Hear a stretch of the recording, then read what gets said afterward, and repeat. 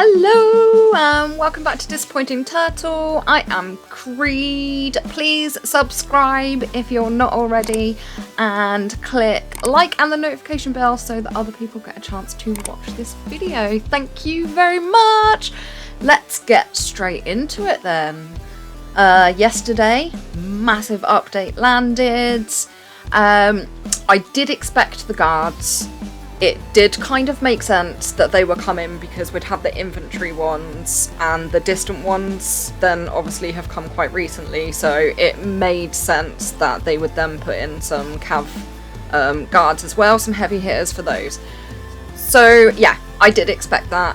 I knew that it was coming and that it was probably just a matter of time, just based on conclusion really and the patterns of behaviour. So we are going to have a look at the new lieutenant update today, but let's just have a look at these two new guards first. I'm not going to go into too much detail because you guys have the same information available to you as I do, but we are definitely going to have a little look at them. So the two new guards, we have got Jean of D'Arc. I think that's how you pronounce it. I'm really sorry. And Lara Jones as well. Nice easy name with that one, so thank you very much. 50-50, I was going to get one of them right. And as I said before, they're both cav guards. They have got some troop stats in there as well, but primarily they have got the cav bonuses, and obviously you can see that they've got the guard talents as well that were recently introduced with Blackbeard and, oh god, which other one was it? Jaquette? I think that's, yes, it was. And they were the distance ones, but they were heavy hitters as well. So we seem to have, we've completed the set now. Hopefully they will hold back on releasing some more for a little while at least and give us a chance to catch up. Please. As much as I knew that these two guards were coming, they are not actually the important part of the update. And so I know this has gone down really badly with everybody, but I like this new update and I'm going to explain to you guys why I like the new update. So let's have a little look and see what they've done.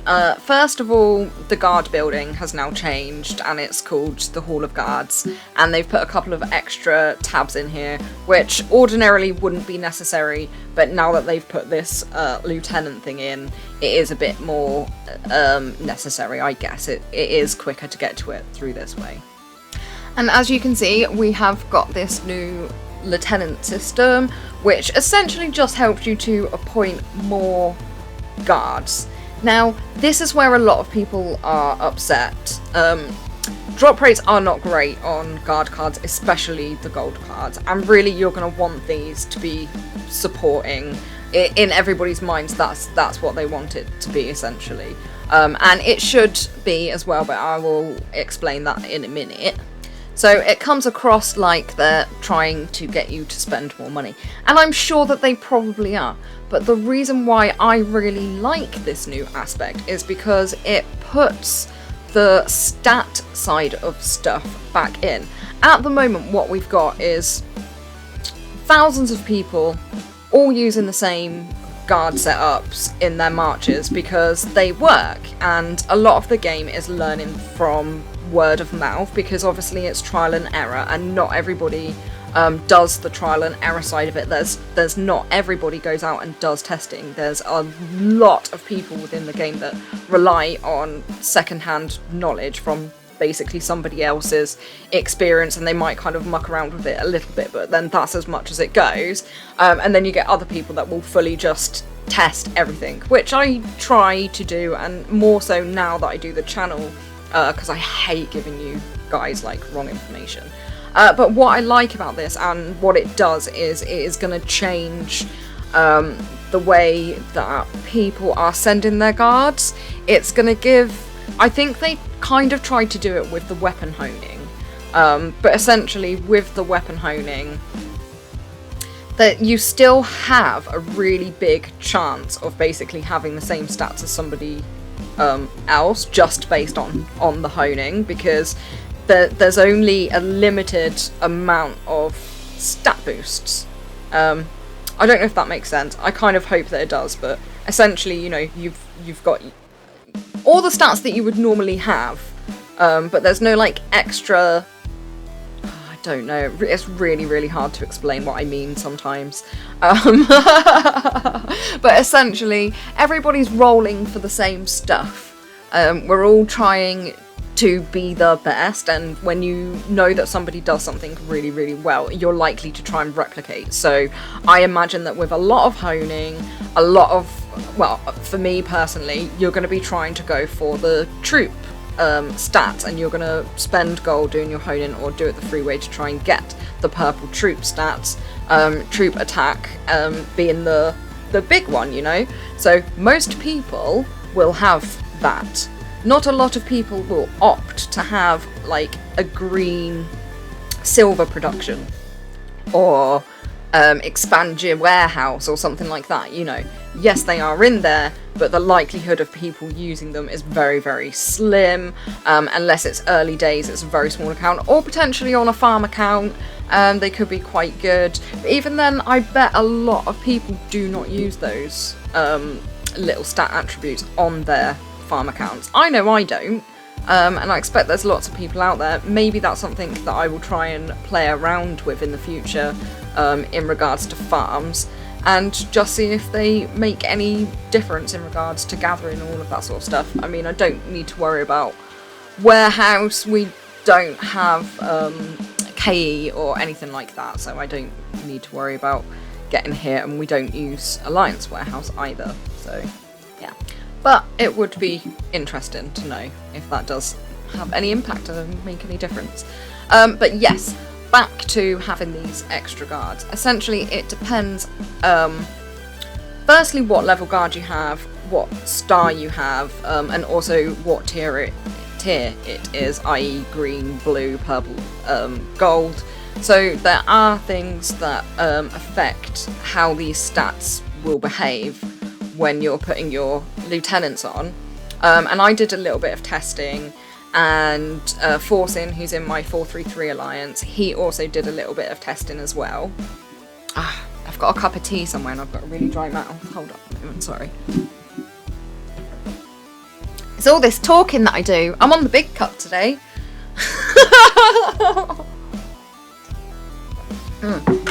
So we did a bit of testing to see about like what way round that you put them.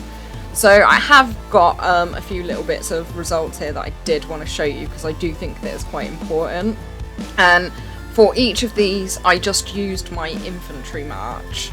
The first two that you open up are construction benefits and things like that. So really I was only playing with one slot, because obviously I'm not spending money. So what I did was I just went for my infantry march. It's not particularly built up like most people's. It's, you know, low down on my priority list, apart from artillery. So it's not the best statted one. But what I did is I basically just used my Inez dart march, but I changed the lieutenant and the placing of where that was.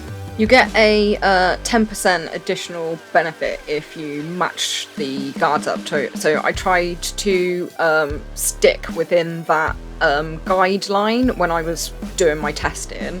I will do one which isn't the same as well. So the first one that I did, I had Dart as the appointed guard, and then I had Rochefort as the appointed lieutenant. And Dart is higher, is leveled up much more than my Rochefort. So it was quite interesting actually, because what I did was the second time around is basically I moved them over, and I will show you the stat reports sort of like all next to each other. But even when I switched them round, it didn't change my stats. My stats changed exactly the same. Now the really, really interesting thing is, obviously when we appoint our guards, not the lieutenants, but when we appoint our guards, we generally appoint by whatever has the most, you know, because that's your stat boost. So I wondered what would happen if you then put a lower starred one in the slot. One of my members from my alliance forcing actually tried it first. I think his guards are leveled up quite a lot more than mine, so there was a much bigger difference. But basically, we put the lower starred one as the appointed guard, which in my case is Blackbeard. He's not leveled up at all. I'm working on... What am I working on at the moment? I'm actually working on Rochefort because I'm trying to get my wall guards completely maxed. So yes, that's who I'm working on at the moment, and then I will be working on Blackbeard. So yeah, it's all fun and games. So anyway, not leveled up very much, so I put him in my guard slot, and then I had Dart set as the lieutenant. So I had the lower starred, lower leveled up guard as the appointed guard, and then I had Dart as the lieutenant. And the stats did change slightly. They went up. Health and defense on infantry specifically had gone up. Now, mine is not much of a difference. Mine is very, very minuscule, and you can see them side to side to have a little look. But Forcing had 100% extra stats on his health and distance. Sorry, because it's somebody else's report, I'm trying to remember what it was, whereas if it's mine, it's much easier to remember. So yes, he had 100% stat increase, essentially, by putting in a lower starred guard in the appointed guard, and the higher starred one in the lieutenant slot. Oh, Jesus. This is like a little tongue twister. It's really... I'm finding it really difficult to articulate the things that I mean today, so this is going to be a very interesting video. So you can see on mine, although my infantry health and defense have gone up, my troop attack has gone down a little bit, so I don't know if that's worth compromising for. I mean, all of your guards are going to be different levels, so I would definitely just say just to have a look at that and play around. Don't take for granted the appointed guards that you already have, because they might be maxed out, so those stats are really good. You do actually need to sit there and do a little bit of math to see whether the appointed guard benefits are higher than the appointed lieutenant benefits if you do it that way round. So you'll need to compare both, basically, and find out which is better for you, and have a little play around as well. In some instances, I expect you might have the right guard type, so you'll get the extra 10%, but it might not be a guard that is particularly leveled up, so you might need to look at appointing purples. But I probably wouldn't bother doing that. I personally, for me, I think it's a greater stat boost just to have a lower down gold, basically. If you start adding it all up, it does, there is quite a big difference there. But again, you know, that's something for you guys to have a look at. It literally depends on what guard you've got, how leveled up they are, if you've got the corresponding matching guards to get that extra 10% boost. I imagine if you're a new account and it's early days, you just kind of got to make do with what you've got, and we just really need to hope that they start improving those guard drops so that we kind of have half a chance, because I want to go over some of the math as well, and it ain't great. So to unlock guard slots, there's a couple of ways that you can do it. You can do it by actually upgrading the building itself. I assume it gives you those appointment scrolls. You can get the appointment scrolls through dailies, and they will eventually be available in events as well. They've made that quite clear in the instructions that they've given us. So I was sat there and I was wondering how long it would take to open up basically all of these slots as a free player, because obviously this is something that people were upset about, and they have voiced their opinion about how they are really pissed off about it, because it seems as though it's something else that again is just beneficial to somebody that's going to pay to play. Okay, so you can get 4 of these appointment scrolls a day out of dailies, and you need 5 to open up the first slot. So I'm assuming everybody got the same amount of slots already open, or it might have been based on stuff that they took away before. But I had 3 open, and obviously there's 8 guards. So you can get 4 a day, which is 28 a week. So you need 5. Essentially what you could do is, if you've got those 3 slots open like I have, and you complete all of your dailies in a week, you can actually open up the first slot for all 8 of your appointed guards. So that's kind of good. However, to open up the second slot, you need 300 of these at 4 a day, if you're just taking dailies into account. So that works out as 112 a month if it's 4-week months, and 140 a month if we're counting it as 5-week months. Then 1,460 of them a year from dailies, and to upgrade all of the March slots, it is 2,400 that you need, basically. So in an entire year, just based off of dailies, you will not be able to open up all of the second slots as a free player. So I'm just going to put that out there now. However, I am just basing this on dailies, and they have already made it clear that they will release them in events. So my advice to GoG will be to please make that worthwhile, because otherwise it is just a battle of spenders against non-spenders. And I mean, there actually isn't a battle, but what GoG does is it pitches people against each other, it causes arguments, and it can cause conflict, and obviously people leave the game because of various other reasons. They feel as though it's unfair, they might get jealous of somebody that's got everything, you know, whatever the reasons are. But I do think that it is in GoG's interest to make these more available in the events than what they have some of the other stuff in the past, and to really consider doing that, because I mean 1,000 something of these, collecting them on dailies in a year is not it's not great. And I mean, that means like you can't be sick, you can't do, you know, you can't go on holiday, whatever. You need to be there collecting these flipping things to be able to open up slots to have a couple of extra guards in there. So yeah, that is a bit of a downside. Not a huge fan of that myself, but I do really like the update. If they want it to work, they need to do that. They need to make them more available in the events.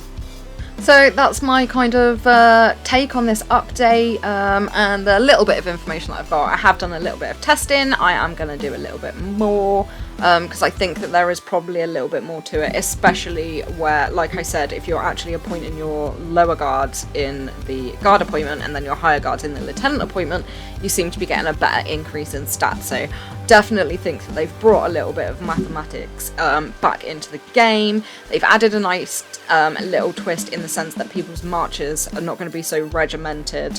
There's going to be little bits of differences in there in stat boosts and things like that. So yeah, I like that. Good update. Well done, GoG, for once. Next is Third Degree with Creed. Enjoy! This is the Third Degree with me, Creed. So the thing that I would like to have a moan about this week is artillery. And it's, well, lack of a purpose, really. Why the bloody hell do we have it? And also, it's still in the quests when you're starting off your castle. So you're still having to build it in order to do those quests, but it seemingly has absolutely no function whatsoever. So I can think of maybe 3 things that it's quite good for. Harvesting. So sending out onto tiles in the mines. Killing off in KVK, because essentially you just kill off all your art, and then when you get your 300%, you train troops that you actually need. So that does pan out quite well until, I mean, I haven't run out of art yet, but I probably will at some point. I'll just have to start building some minions. And the other thing that it used to be good for was PvE. Doesn't seem to work anymore. The most effective march against the wolf nowadays seems to be just a straight up distance march with distance guards. Whereas before you did still need a little bit of a mixed march and have a little bit of artillery in there as well, because the artillery used to do quite a lot of damage in PvE and used to save, you know, a few of your troops.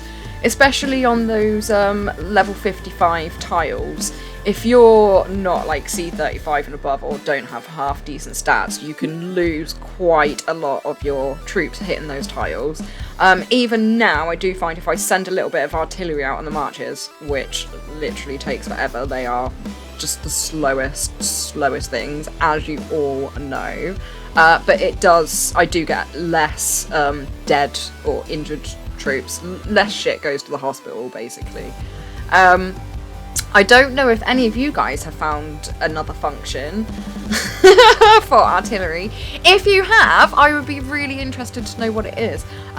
We do have a full thing that we do use artillery for, and I don't know if any of you guys do this as well, but we'll play cannons. So we're quite good friends with lots of other people in other alliances, or we might pop to other alliances for like a little holiday, or they come to our alliance for a little holiday. That's something that we like to do quite a lot. It gives people a different experience of the game, I expect. But yeah, we like to play cannons, so we'll just fire off a cannon at somebody, just one, you know, we don't want to kill anything or injure anything. Firing one of those off on like a 4 billion castle. But it's just another way of us keeping ourselves amused, so yeah, I find that's probably our only purposes for artillery. So Guns of Glory, please give us a use for our artillery again. I would like to see it replace traps, so I would like to see it used as some sort of defense mechanism. That would be great if we could have that. It would also be nice if our cannons on the stupid little ship quest thing that's quite dull and already needs an update, if those cannons corresponded with our artillery somehow. I don't know how they could do that, but it would make it like probably more worthwhile building it. Most people have stopped building it, and certainly when you hit a certain level and you don't need to build it for the quest anymore, everybody has just stopped building it completely. I would also like to point out, as I mentioned the traps, when you're doing that new intro, if you're an existing player, you'll probably already know this, but if you're a new player, you might have actually got stuck on this yourself. But when you're doing that intro, one of the quests and the building name is for traps. They have not existed for a really long time now, so they need to get rid of that. And as that was a fairly new thing that they put in, the long ass intro I'm talking about, they should have maybe taken the bit about traps out. I don't know. I don't know how long they had that intro up their sleeves, but seemingly quite a bloody long time if they've included that in there. So, yeah. I mean, maybe not an interesting gripe today, but mostly I'm just hoping that Guns of Glory take it on board and give us a new purpose for our artillery. This is where I answer all your questions, little bit of banter, psych! So questions today are not actually my questions at all, they're Guns of Glory questions, and this is an opportunity for you. No, Guns of Glory have not asked me to say this, but I do answer a lot of questions on the Facebook page, on the official page, and also on the unofficial page, and a couple of other ones as well, and I have my line room and stuff. One of the things that comes up repeatedly, just about anywhere that you go, and you can all probably protest to this and potentially have been one of these people, I know that I have, is that people complain about stuff that they don't like about the game. So last week in our inboxes we got a mail from Guns of Glory which basically invites you to do a questionnaire. Now within this questionnaire are lots of questions about the game, about what you are happy with about it, what you're unhappy with about it. Now, I think it was only open. I think it's only open for like another 5. Oh bloody hell! Sorry, I can't talk. Another 5 or 6 days. So if you're like me and you tick read all and don't really pay much attention to that, just please dig through your mailbox and find it. If you have any problems with this game, whether it's the updates, whether it's the spending, just the constant bombardment of new equipment, gear and gems and all of that sort of stuff, please go and do this questionnaire. Use it to have your say, because essentially what they use this for is every quarterly they bring out a Q&A. So they will go over stuff from this survey in the next Q&A, which I think is due in about a month, maybe 6 weeks, something like that. So just take the opportunity to go. It's really, really quick. I did it. You can see how I've answered here. A couple of the things are a bit vague, which is quite annoying. I would have liked to have gone into a little bit more detail, but I suppose it's computer generated. There's no human being that is going to sit there and sift through all of these surveys. It will just be and it'll throw the answers out at them. And they will just pick what's relevant, see if they can rectify it. If they can, they bring it out in another update, something that we're all annoyed with, I know, but some of the updates are useful, some of them are not, and it's differentiating between what is fixing and patching and what is essentially just like money grabbing. And I think they try and keep the game fresh, but they need to also understand that there is such thing as too fresh. We all get used to playing it a certain way, and then all of a sudden we get curveball like yesterday's update. But as we all know, I quite like said updates, so that's all good. And actually, I will say this about the update as well. I know this isn't part of this segment, but just kind of in hindsight, it's really easy to understand. And I think that it actually simplifies the guard system slightly, although it is very separate to the guard system, because although it does affect your stats and stuff like that, it doesn't affect the guards that you send. So yeah, I like it. It doesn't overcomplicate things. I think the one overcomplication that they potentially did do with it is the guard weapons. It's in a really ridiculous place, and I was really apprehensive pressing that forge guard weapon button. They need to rename that something else, because I was really worried that I was going to press that yesterday. Yeah, because it's guard weapons today. But when I pressed it yesterday, I thought, oh my god, if this suddenly just forges a weapon, I am going to be really pissed off. Because that Mediterranean rock is an absolute freaking nightmare trying to get hold of that shit. It drives me up the wall. That's something else. Please, GoG, put that in. I need more of that. More of that purple rock stuff, please. Thank you. But yes, back to the questionnaire. Please do it. If you have any complaints or whatever, this is your moment to have a whinge and it to actually be noticed. So go do that. Make sure you do it within the next couple of days, because it won't be available any longer. So that's it for today. Hopefully if you didn't understand the lieutenant system, you did. I also hope that I didn't ramble on a little bit too much. I know I probably went over things multiple times. It's been a really, really long day. But I'm busy on the weekend, so I needed to give you guys a midweek video, you lucky, lucky devils. So I hope I have covered most bases.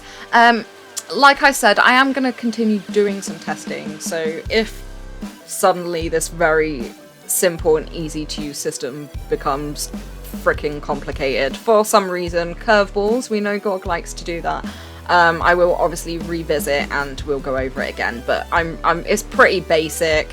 I'm sure you guys have got the hang of it, and if you didn't, I hope that you do now. Yeah, so thank you very much for watching me and taking the time out of your day. As always, please subscribe if you're not already, and click the notification bell so other people get to see this video too. And you guys have a lovely, lovely, lovely day, and take care. Bye!